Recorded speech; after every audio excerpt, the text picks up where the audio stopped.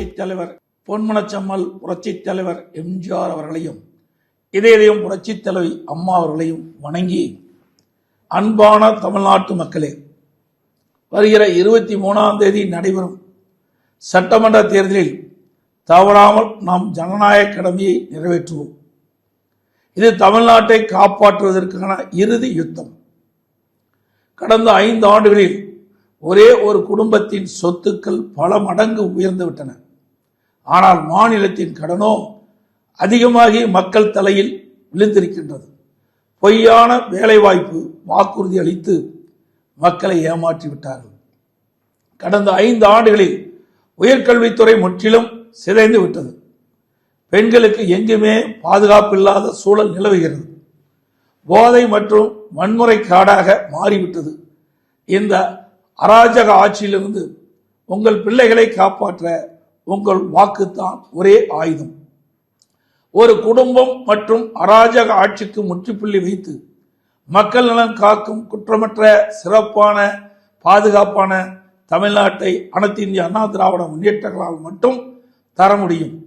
காவிரி டெல்டாவை பாதுகாக்கப்பட்ட வேளாண் மண்டலமாக அறிவித்து விவசாயிகளை காத்த அரசு நமது அனைத்து இந்திய அண்ணா திராவிட முன்னேற்ற கழக அரசு. ஒரே ஆண்டில் 11 புதிய அரசு மருத்துவக் கல்லூரிகளை கொண்டு வந்து சரித்திரம் படைத்தோம் நம்முடைய அரசாங்கம். மாணவர்களின் கல்வி மேம்பட விலையில்லா மடிக்கணினிகளை வழங்கியதும் நமது அரசு.